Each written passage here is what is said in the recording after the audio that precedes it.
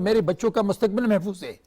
آج اگر یہ ادارے کمزور ہو گئے بالکل صحیح تو میں سمجھتا ہوں کہ کل کے لیے ہمارا دن بہت دردناک ہوگا. Very right. سینیٹر رانا مقبول صاحب، جب ثانیہ اے پی ایس ہوا اس کے بعد تمام سیاسی جماعتیں باوجود اپنے اختلافات کے ایک میز پہ بیٹھیں، نیشنل الیکشن پلان ڈرافٹ ہوا، منظور ہوا. بات ہے کہ وہ کتنا امپلیمنٹ ہوا کتنا نہیں ہوا، لیکن ہم اس قسم کے واقعات کا انتظار کیوں کرتے ہیں؟ سوال یہ ہے کہ ہمیں پتہ ہے دہشت گردی ہے، ہمیں پتہ ہے انتہا پسندی ہے، اور سیاسی جماعتوں ہی نے اس چیز کو آگے لے کے چلنا ہے کیونکہ وہ حکومت میں آئیں گی اور اس کا سدباب کریں گی. تو پہلے سے ہم اس چیز کو کیوں کنٹرول کرنے کے لیے لاہے عمل نہیں بنا لیتے؟ جب کوئی واقعہ ہوگا تب ہمیں خیال آتا ہے. یہ کیا وجہ ہے؟ یہ آپ کی بات درست ہے. یہ آواز ریزاؤنڈ کر رہی ہے جی. آپ کی آواز جی جاری رکھیے، ٹھیک ہو جائے گی رانا صاحب. تو بات یہ ہے کہ ایک فہم اسٹرگل کی ضرورت ہے اس ایشو کے اوپر، اور آپ نے یہ صحیح کہا کہ ایک بہت بڑے سانے کے بعد پھر سارے اکٹھے ہوئے. اب بھی اکٹھے ہونے کی ضرورت ہے جیسے تنگی صاحب کہہ رہے تھے، اور سبھی کو اس مشن کو سپورٹ کرنے کی ضرورت ہے. ہوا یہ ہے کہ پچھلے دنوں میں جو کازز کو بھی ہمیں انالائز کرنا چاہیے کہ جب ہمارے دوستوں نے، آپ کو یاد ہوگا جب ایک سیکیورٹی کاؤنسل کی میٹنگ ہو رہی تھی اسمبلی چیمبرز میں اسلام آباد میں، تو اس وقت کے آرمی چیف اور اس وقت کے ڈی جی ایس آئی جو ہے انہوں نے پریزنٹیشن کی اور انہوں نے کہا کہ ہمیں کچھ ٹیررسٹ آرگنائزیشن کے ساتھ صلح کرنی چاہیے، تو جس میں ٹی ٹی پی سب سے آگے. تو بہرحال سارے جو لیجسلیچر جہاں بیٹھے ہوئے تھے اور سب سے اونچی آواز اس میں بلاول کی تھی، بلاول بھٹو زرداری کی، اور سب نے یہ کہا کہ خدا کے لیے یہ نہ کریں، یہ لوگ انکریجبل ہیں، آپ ان سے صلح نہیں کر سکتے، آپ کو نقصان ہوگا. لیکن انہوں نے یہ بات نہ مانی، اور یہ جو تھا بیسیکلی برین چائلڈ جو ہے وہ تو تھا ہی عمران خان کا. انہوں نے مہربانی فرمائی اور بار بار وہ کہتے رہے، تو انہوں نے پھر ان کے ساتھ صلح اپنے لیول پہ کی، اور اس کا نتیجہ یہ ہوا کہ جو ہمیں فگرز ہمارے تک پہنچے ہیں کہ 5000 سے زیادہ لوگ لا کے بچائے گئے، اور جو ریلیز کیے گئے وہ اتنا افسوسناک ہے کہ جیٹ بلیک جو کانوکٹس تھے، جو 4 دفعہ سزائے موت 3 دفعہ سزائے موت ہو چکے تھے، ان کو انہوں نے اپنے صدر سے چھڑوا لیا. صدر صاحب کی روزہ آج کل بات ہوتی ہے، اور اب جب وہ باہر آئے تو انہوں نے قیامت برپا کر دی. یہ ایک ایڈیشنل چیلنج آ گیا ساری قوم کے لیے. اچھا رانا صاحب، فورسز کے لیے اب ایک سوال ساتھ ہی کر لوں. سوال ہے آپ بات کر لیں آپ. جی سوال یہ ہے کہ اب یہ جن دہشت گردوں کو چھوڑا، انہوں نے ابھی تک جو کاروائیاں کی ہیں ان کا مین ٹارگٹ اس وقت سیکیورٹی ادارے ہیں، ہماری پاک افواج کے جوان ہیں. تو اس وقت جب آپ بات کر رہے ہیں کہ جو ٹاپ براس تھی آرم فورسز کی، وہ بھی یہ چاہتی تھی کہ یہ کام ہو، صلح ہو یا ان کو چھوڑا جائے، تو کیا انہوں نے یہ ریئلائز نہیں کیا یا آپ لوگوں نے سوال نہیں کیا کہ آپ چھوڑیں گے؟ نہیں، سوال کیا، کیا ریزسٹ کیا، پارلیمنٹیرین نے ریزسٹ کیا، انہوں نے بڑا اسٹرانگلی اس فیصلے کو کرٹیسائز کیا. بات یہ ہے کہ سارے کے سارے لوگ تو شامل نہیں ہے. یہ تو 3 آدمیوں کی اوپینین تھی، اور مور تو 2 آدمیوں کی. دی پرائم منسٹر، وہاں کے اس وقت کے پرائم منسٹر، وہ سب سے زیادہ امفیٹک تھے اس ایشو کے اوپر. بات یہ کرنے والی ہے، لیکن انہوں نے کوئی آرگومنٹ دیا ہوگا نا، کوئی دلیل، کوئی تعویل پیش کی ہوگی.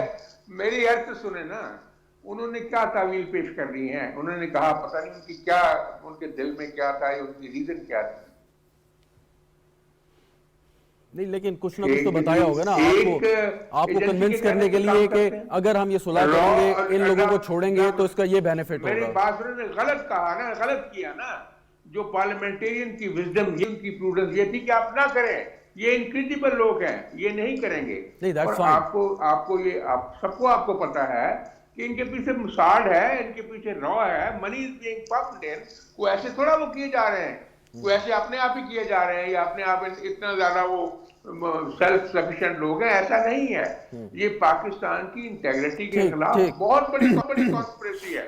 بالکل صحیح. پاکستان ایک اٹامک پاور ہے، ایک مسلم ملک ہے، ایک جیو اسٹریٹجک اس کی پوزیشن اتنی زیادہ امپورٹنٹ ہے، اس لیے وہ اس کو they are trying to blow it up from within. یہ ان کا مشن ہے. یہ تو اس میں اور یعنی فورن پاورز بھی اس میں انوالو ہیں. یہ کوئی چھوٹا چیلنج نہیں ہے. میں صرف ایک بات کر لوں. اب اس کے لیے ایک مکمل میکینزم کی ضرورت ہے एक तो यह है कि convergence of all the political forces वो बहुत ज़रूरी है, लेकिन कुछ टेक्निकल चीज़ें भी बहुत ज़रूरी हैं। यानी ह्यूमन इंटेलिजेंस को गैल्वेनाइज करना, एडवांस इंटेलिजेंस को मोबिलाइज करना, और फिर ये है कि जो इनका इन्वेस्टिगेशन का और ट्रायल का प्रोसेस है उसको एक्सेलरेट करना, और फिर इसको कन्विक्शन तक लेके जाना और कन्विक्शन को इम्प्लीमेंट करना। ठीक, क्योंकि ठीक। जितने केसेस ये हुए हैं आप देख रहे हैं, इसमें ना तो किसी का ट्रायल हुआ है ना किसी की कन्विक्शन हुई है, क्योंकि इस पे फोकस नहीं किया जा सकता। लेकिन राणा साहब क्योंकि सारे- इससे पहले कि मैं अब गुजारिश सुन लें, वेरी क्विकली मोहम्मद तारिक यूसुफ के पास जाऊं, एक सवाल और कि वो तो फैसला करके चले गए, आपने रेजिस्ट किया, उसके बाद एक मखलूत हुकूमत आई, आप अगर समझते कि ये फैसला गलत था और वो जो दहशतगर्द छोड़े गए हैं वो नुकसान पहुंचाएंगे, तो आपके पास साल से ज़्यादा का अरसा था, आप उनको दोबारा से अरेस्ट कर लेते या उनको? ये अरेस्ट करना आसान नहीं है जनाब शहजाद साहब। अच्छा। ऐसे टेररिस्ट को इस तरह अरेस्ट नहीं करते ना, होते हैं। या तो ये है कि ये बिल्कुल एक कॉम्बैट हो जाए, तो कॉम्बैट में बहुत से टेररिस्ट मारे गए, आपने देखा है ना, लेकिन उन्होंने हमारे जवानों को भी शहीद किया है, हमारा बड़ा कीमती सरमाया उन्होंने जाया किया है। जी बिल्कुल। बात ये थी कि उस वक्त वो नतीजा था जिसमें आपको याद है, जिसके आपने एपीएस की बात की है, उसके नतीजे में ये लोग पकड़े गए थे, उसके नतीजे में इनके ट्रायल हुए थे, उसके नतीजे में इनकी कन्विक्शन हुई थी। ठीक, ठीक। उस कन्विक्शन को उन्होंने रिलीज किया। अब सदर पाकिस्तान ने भी नहीं सोचा कि ये मैं कितना बड़ा काम ये मेरे से करवाया। Very right, very right, point well taken sir, point well taken.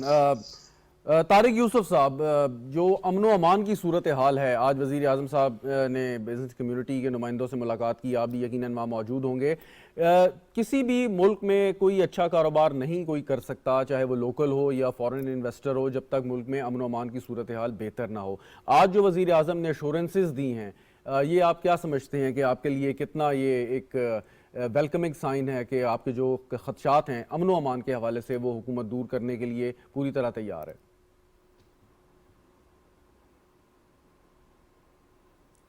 बिस्मिल्लाहिर्रहमानिर्रहीम। वज़ीर आज़म साहब का आज ये statement to improve the law and order situation यकीनन बहुत खुशाइंद है, और कराची जो है वो लॉ एंड ऑर्डर के ज़िम्मन में कल रात को भी प्राइम मिनिस्टर साहब ने अपने खिताब में ये बात की कि पता नहीं इस शहर कराची को किसकी नज़र लग गई, क्या हो गया। ये शहर जो रोशनियों का शहर था, जो अमन अमान का शहर था, अब वहाँ इनसिक्योरिटी इतनी हो चुकी है, लॉ एंड ऑर्डर जो है वो कारोबारी तबके के लिए बिलखुसूस काफ़ी परेशान कुन है, और रेजिडेंशियल एरियाज़ में यह प्रॉब्लम होने लगी है। और ये खौफ जो है ये यकीनन किसी भी माशरे में प्रोग्रेस में एक रुकावट होता है। जी, मैं समझता हूँ कि ये बहुत खुशाइंद कदम है, और उम्मीद है कि सूबाई हुकूमत के साथ मिल के फेडरल गवर्नमेंट जो है वो लॉ एंड ऑर्डर को, और जो हमारे कराची का एक सेफ सिटी का प्रोजेक्ट भी है, अगर वह पूरा का पूरा इम्प्लीमेंट हो जाए तो आज की इस टेक्नोलॉजी के ज़माने में कोई शख्स भी कैमरे की निगाह से बाहर नहीं है। अगर ये सेफ सिटी का सिस्टम आ जाए जिसमें फेडरल गवर्नमेंट की सपोर्ट भी हो, तो मैं नहीं समझता कि इस इरादे में उन्हें कोई नाकामी होगी। ये यकीनन एक बहुत कामयाब इरादा होगा, और इससे लॉ एंड ऑर्डर जो है यकीनन इम्प्रूव करेगा। अच्छा यूसुफ साहब, एक बात और है कि दहशतगर्दी के बहुत से मुहर्रिकात हैं, बहुत सी वजूहात हैं, उसमें से एक वजह, वन ऑफ द रीज़न्स जो कही जाती है कि वहाँ पे गुर्बत है, मुआशी मौके नहीं है कोई रोज़गार कमाने के, या उन इलाकों में जहाँ पे लोग जो हैं वो कोई बेहतर कारोबार या नौकरी नहीं कर सकते, तो वो दूसरी जानिब राग़िब हो जाते हैं। एक बिज़नेस कम्युनिटी है, हुकूमत ने एक्स ट्राइबल एरियाज़ में बहुत सी मराद का ऐलान किया, टैक्स फ्री जोन्स के हवाले से बड़ी बात हुई, इसमें बिज़नेस कम्युनिटी का वो इंटरेस्ट हमें उन इलाकों में नज़र नहीं आया। मतलब हुकूमत की तो जिम्मेदारी है, लेकिन आप लोग भी इसमें बहुत काम कर सकते थे या कर सकते हैं।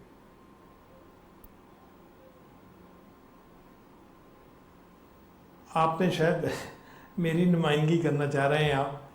मैं ये बात कहता रहा हूँ मुख्तलिफ़ फोरम्स पे कि कराची में रहने वाले लोग तिजारती और सनती जहनीत के मालिक होते हैं।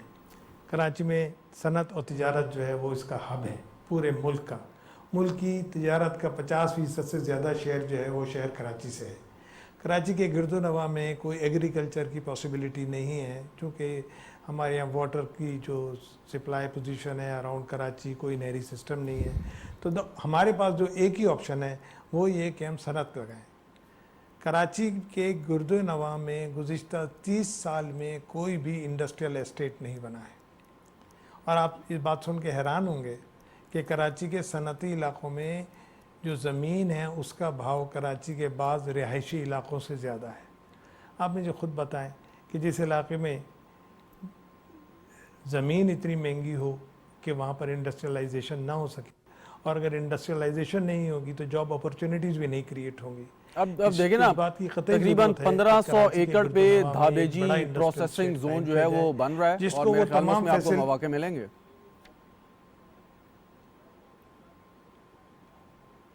जी, मगर बात यह है कि अभी तो उसकी ग्राउंड ब्रेकिंग हुई है। It is still far from reality कि उसमें अभी डेवलपमेंट का पूरा 100% काम बाकी है। सही सही, वो हो जाए तो बहुत अच्छा है। वेरी राइट, वेरी राइट, करता हूँ, point well taken sir, point well taken. और उसके अंदर जो फैसिलिटीज़ हैं उनको भी अप्रिशिएट करता हूँ। बिल्कुल ठीक। तंगी साहब, ये दहशतगर्दी के साथ साथ मईशत एक बहुत बड़ा चैलेंज है और हम देख रहे हैं कि रुपए अपनी कदर होता जा रहा है। डिस्पाइट कि हमारी IMF से डील हुई, हमें जो फॉरेन रिजर्व्स हैं उन पर प्रेशर कम हुआ, लेकिन फिर भी हम कुछ कर नहीं पा रहे।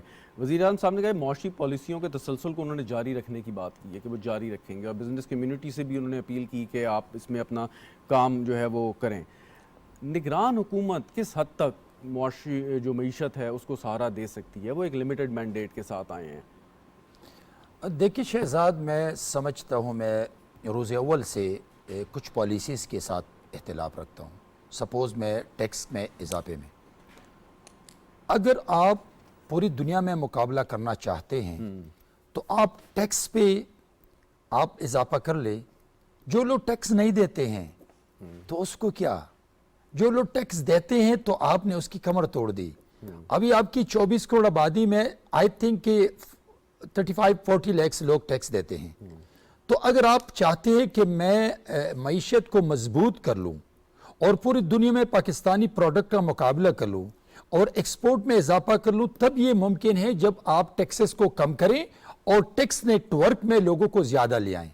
अगर आप 24 करोड़ में से 1 करोड़ लोगों को टैक्स में ले आएँ, टैक्स को 23 से कम करके 5% कर ले, तब भी आप 40 लाख लोगों के टैक्स से ज्यादा रिकवरी कर सकते हैं। तो आप फंड जनरेट भी कर सकते हैं, आप टैक्स कम भी करके आप पूरी दुनिया में अपनी प्रोडक्शन का मुकाबला भी कर सकते हैं और आपके एक्सपोर्ट भी बढ़ेगा। जब आपके एक्सपोर्ट बढ़ेगा तो करहाने लगेंगे, जब आपके करहाने लगे तो आपकी पैदावार भी होगी और आप में के लोगों को रोजगार भी मिलेगा। लेकिन ये जो पॉलिसी से मैं इससे इख्तिलाफ रखता हूँ। मैं प्राइम मिनिस्टर के आज के जो कराची में उसने बिजनेस कम्युनिटी से मुलाकात की, मैं उसको सपोर्ट करता हूं, लेकिन साथ साथ मैं समझता हूं कि फाइनेंस मिनिस्टर को चाहिए बिजनेस कम्युनिटी के अंदर उनके साथ बैठे, उनकी ट्रस्ट को बिल्टअप करे, उनकी मुश्किलात को मालूम करे, तमाम चीज़ें एक पिच पे ले आएं ताकि आपके सामने उनकी मुश्किलात भी आएं और देखिए फ्रेंडली माहौल बना के ताकि लोग टैक्स देना शुरू करें। आज मैं आपको बता रहा हूं कि करपत्ती लोग हैं इस इस्लामाबाद में, माल्स है, स्टोर्स हैं, होटल्स हैं, और टैक्स नहीं दे रहे। तो कौन जिम्मेदार है इसकी? इसका भी एक इदारा है। उस इदारे की एक प्रोफेशनल रिस्पांसिबिलिटी बनती है कि वो टैक्स कलेक्शन में उनके साथ फ्रेंडशिप माहौल में अपनी दोस्ती बढ़ाएं और उनसे टैक्स रिकवरी कर ले। लेकिन एक बात यह है, जैसे आप यूनिट की पैसे बढ़ाते हैं, फायदा पाकिस्तान को नहीं है, जैसे आप टैक्स बढ़ाते हैं, फायदा पाकिस्तान को नहीं है।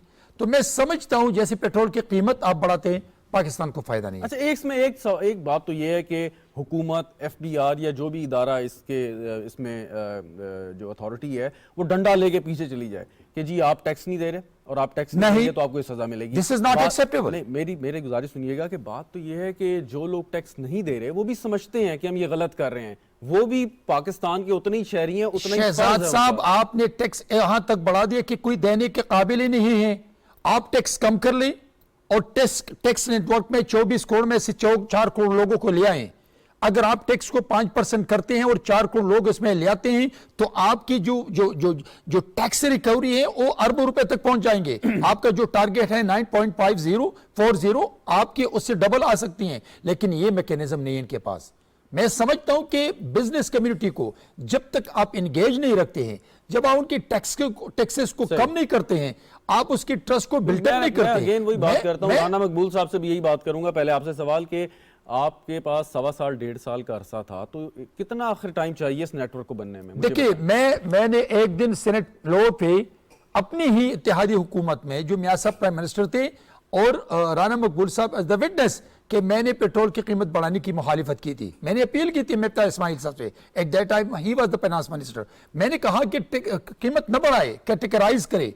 लैंड क्रूजर वाले को आप 1000 पेट्रोल डाले पर लीटर, करोला वाले पे आप 500 का दे दे, लेकिन टैक्सी गरीब जो लोग हैं उनको 100 रुपए कर ले। इसलिए कि जब तक आप ये सिस्टम डेवलप नहीं करते हैं, आप नाहकर नहीं। देखिए, मैं आपको बता रहा हूं, इसमें सब्सिडी की जरूरत ही भी नहीं है। जो रिकवरी है लैंड क्रूजर की और करोला की, आप दिहाड़ी वाले को, आप टैक्सी वाले को रिलीफ दे के आप गरीब आवाम को खुशहाल रखें। और जो जिनके पास 10 करोड़ रुपए की लैंड क्रूजर हैं, अगर आप वो 1000 रुपए भी डाले तो भी वो टैंकी पुल करते हैं। सही, बिल्कुल ठीक। सेनेटर राना मकबूल साहब, ये जो मुआशी चैलेंजेस हैं, अब ये आगे चलने हैं, हुकूमत नई मैंडेट के साथ आएगी, वो उस पर अपनी मज़ीद पॉलिसियाँ बनाएगी। निगरान वज़ीर आज़म साहब कहते हैं कि जी हम पुरानी जो मुआशी पॉलिसी हैं उनके तसलसल को जारी रखेंगे, बहुत अच्छी बात है। लेकिन सवाल यही पैदा होता है कि चाहे टैक्स नेट बढ़ाना है और कुछ इस्लाहात करनी है, आपके पास 1.25 साल 1.5 साल का वक्त मौजूद था, आखिर कितना वक्त चाहिए? करना होता है तो बहुत जल्दी ये किया जा सकता था, लेकिन अनफॉर्चुनेटली नहीं हुआ और आज हम फिर दोबारा से वही गुफ्तगू कर रहे हैं। शहजाद साहब, बात यह है कि ये जो तंगी साहब ने फरमाया बड़ा दुरुस्त है कि टैक्स बेस को बढ़ाना बड़ा ज़रूरी है ताकि आपकी जो है इनकम बेहतर हो, आपके पास फंड्स आएँ। उसको इम्प्लीमेंटेशन की एक अलग कॉम्प्लेक्सिटीज़ हैं इस सारी पॉलिसी को, कि आपकी जो कोर ऑफ वर्कर्स है उसको आप कैसे मोटिवेट करेंगे, कैसे वो सेटअप करेंगे, क्योंकि कंप्लेंट्स तो हमेशा आती रहती हैं कि जो हमारा फंक्शनरी है जो टैक्स की असेसमेंट भी करता है और कवर करने की कोशिश करता है, वो भी उस तरह से काम नहीं करता जिस तरह से काम करना चाहिए। इसलिए ये एफर्ट भी एक फ्यूटाइल एफर्ट साबित होती है।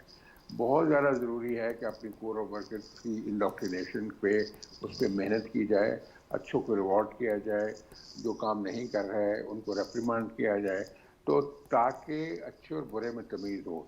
अब कोई सिस्टम नहीं है अभी, जितने टैक्स कलेक्टर्स हैं फंक्शनरीज, उनके लिए कोई ऐसा सिस्टम नहीं है।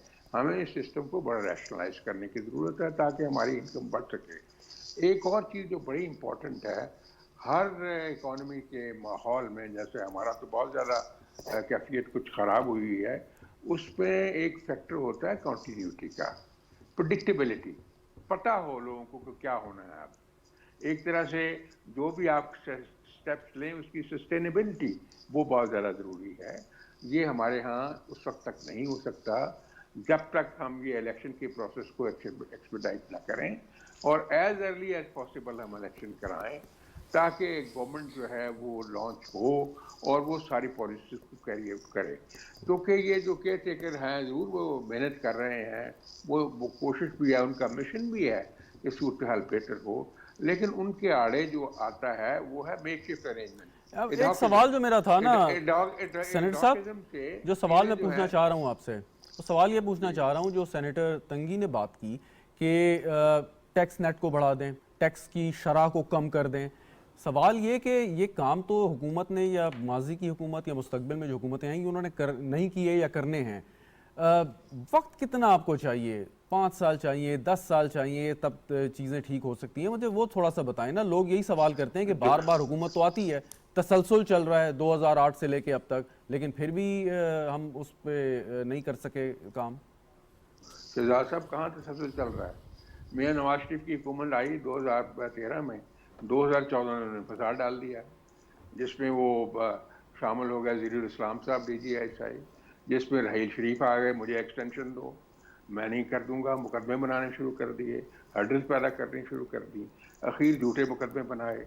प्राइम मिनिस्टर काम कर रहे थे, रोड नेटवर्क दे रहे थे, बिजली के कारखाने दे रहे थे, CPEC को बढ़ा रहे थे, एम्प्लॉयमेंट अपॉर्चुनिटीज़ को पैदा कर रहे थे।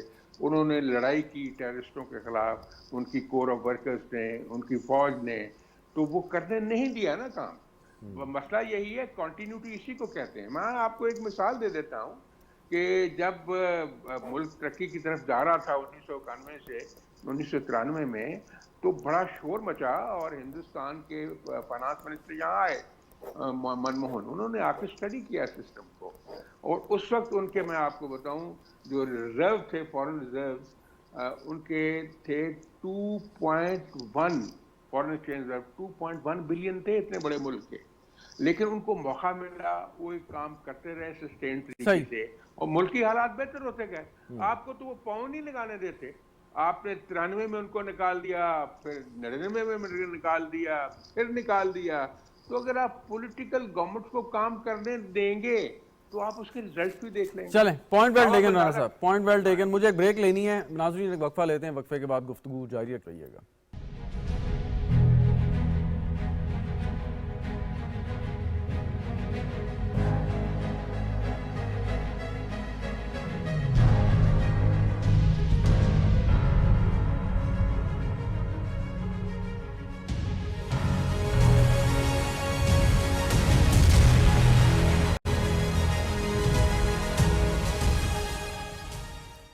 प्रोग्राम में एक बार फिर खुशामदीद नाज़रीन। सेनेटर बहरमन तंगी, सेनेटर राना मकबूल और मोहम्मद तारिक यूसुफ, सदर कराची चैम्बर ऑफ कॉमर्स, हमारे साथ मौजूद हैं। तारिक यूसुफ साहब, अभी बात हो रही थी टैक्स नेट की, टैक्स की शरह की। जो बड़े बड़े पाकिस्तान के शहर हैं, सबसे बड़ा कराची है, वहाँ पर एक बहुत बड़ी अक्सरियत है ऐसे रिटेलर्स की, होल सेलर्स की, जो कैश पे काम करते हैं, टैक्स नहीं देते। और फिर जब आपने ख़ुद कहा कि कराची 50% से ज़्यादा मुल्क के सारे मौशी निज़ाम को चलाता है, तो वहीं उसी शहर कराची में ऐसे लोग मौजूद हैं, उनके बारे में आप क्या कहेंगे? वो भी आपकी कम्युनिटी से ताल्लुक़ रखते हैं। कि अभी जो हमारा डिस्कशन चल रहा था उसमें हम पास्ट की बातें करते रहे हैं, अपनी पॉलिसीज़ के डिसकंटिन्यूएशन की बातें करते रहे हैं, मुख्तलिफ अदवार की, और इसी वजह से मैं ये समझता हूँ कि हमारी कोई डायरेक्शन सेट नहीं हो रही। ज़रूरत इस बात की है कि ताजिर हों, इंडस्ट्रियलिस्ट हों, शोबा तालीम से मुतालिक लोग हों, स्किल डेवलपमेंट के लोग हों, सियासतदान हों, ये सब मिल के बैठ के अगर कोई थिंक टैंक बनाएं और वो यूनानिमसली इस मुल्क के लिए 10 साल के लिए एक पॉलिसी डिज़ाइन करे, तो फिर मैं समझता ये हूँ कि इस मुल्क में कोई सही डायरेक्शन मिल सकती है। इस मुल्क का 90% टैक्स रेवेन्यू चंद नंबरों में पूरा हो जाता है, बाकी 10% जो है वो सारा मुल्क कंट्रीब्यूट करता है। आपने कराची की बात की, कराची का शेयर अभी भी बहुत ज़्यादा है। I don't want to go into that discussion. ज़रूरत इस बात की है कि टैक्स फ्रेंडली एनवायरनमेंट के लिए हमने क्या किया है। हर आदमी टैक्स ऑफिसर से डरता है। क्या हम कोई उस पे आते हैं तारिक साहब, लेकिन मैं आपसे थोड़ा सा अदब के साथ इख्तिलाफ करना चाहूँगा। आपने शायद रिसेंट रिपोर्ट्स पढ़ी होंगी। मैं जरा अपनी बात प्लीज, मेरा सवाल साथ साथ सुन लीजिए कि हम थोड़ा सा मौजू से हट ना जाएं कि जो तनख्वाहदार तबका है, वो एक मिथ है ना कि पाकिस्तान के चंद बड़े कारोबारी इदारे या लोग जो हैं वो मतलब 80% या 70% टैक्स देते हैं, बाकी पूरा मुल्क जो है वो थोड़ा सा टैक्स देता है। लेकिन अभी आपने रिसेंटली रिपोर्ट्स पढ़ी होंगी जो मीडिया में भी आई हैं कि तनख्वाहदार तबका, बड़े बड़े हमारे जो बिलियनर्स हैं, इंडस्ट्रीज़ हैं, उनसे कहीं ज़्यादा टैक्स दे रहा है कलेक्टिवली अगर इसको देखा जाए तो। मेरा सवाल यही था कि वो लोग जो बड़े ताजिर हैं, रिटेलर्स हैं, होल सेलर्स हैं, इंडस्ट्रियलिस्ट हैं, जो टैक्स नहीं देते, उनके बारे में क्या किया जाए?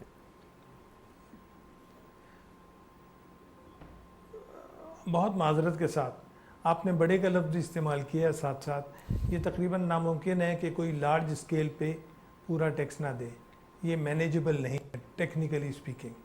हर आदमी जो बढ़िया काम करता है वो टैक्स नेट के निज़ाम के साथ ही अपनी अकाउंटिंग सिस्टम से रख सकता है, उसके अलावा मुमकिन नहीं है। ज़रूरत इस बात की है कि हम लोगों को टैक्स देने की तरफ राग़िब करें। जैसे मैंने आपसे अर्ज़ किया, कितने लोग टैक्स देते हैं और कितने लोग टैक्स के निज़ाम से घबराते हैं।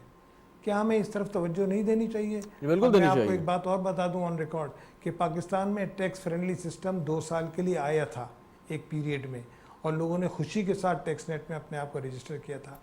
लोग डिस्क्रिशनरी पावर्स से घबराते हैं, लोग इसकी वजह से उससे दूर रहते हैं। हमें चाहिए कि हम टैक्स फ्रेंडली एनवायरनमेंट डिवाइस करें, जो हमारे यहाँ नहीं है टैक्स फ्रेंडली डिवाइस। अगर हम ये सब नहीं करेंगे तो इस मुल्क की जो वेल्थ है वो फिर ग्रे एरिया में ज्यादा रहेगी और वाइट एरिया में। लेकिन एक बात है कि आप कराची देखें, कराची की बड़ी मार्केट्स देखें, लाहौर में आप चले जाएं, Rawalpindi. Please let me finish सवाल साथ सुनिएगा ना आप, मेरा सवाल सर साथ सुनिए। आप मुझे बात पूरी करने दें प्लीज। बात सवाल के साथ ही आप बात कर जी, लीजिएगा जी। सर। वो वहाँ पे पर्चियों पे अरबों रुपए का कारोबार होता है। अगर वहाँ पे आप जो है थ्रू बैंकिंग ट्रांजैक्शन अगर वहाँ पे लेन देन हो रहा है, डील हो रही है, तो ये तो बड़ा आसान है कि हुकूमत को भी पता है, फाइनेंशियल इंस्टीट्यूशंस को पता है कि किस शख्स की, किस इदारे की, किस दुकान की, किस कंपनी की कितनी जो है वो आमदन आ रही है। लेकिन जब पर्चियों पे अरबों रुपए का कारोबार होगा तो फिर कैसे टैक्स कलेक्ट होगा, कौन उसको जानेगा, कौन इन्वेस्टिगेट करेगा? मैं भी तो आपसे यही अर्ज कर रहा हूँ कि आप पर्ची का निज़ाम ख़त्म करने की तरफ आगे बढ़ें। मैंने यही बात की आपसे, पर्ची का निज़ाम ख़त्म करने के हमने क्या कदम उठाया है। मेरा आपसे सवाल है कि हमने अपने मुल्क में लोगों को इस सिमत में राग़िब करने के लिए क्या किया है। एक खौफ की फ़िज़ा है टैक्स सिस्टम की, 18% सेल्स टैक्स है, एक गरीब आदमी के सर से जाता है। कंट्रीब्यूटर कितने हैं? थोड़े हैं, कंज्यूमर ज़्यादा हैं। वी हैव टू अंडरस्टैंड कि ये महंगाई जो हो रही है, महंगाई के रीजंस क्या हैं। अगर हम खाली पेट्रोल के ऊपर लेवीज बढ़ा के अपने टारगेट्स पूरे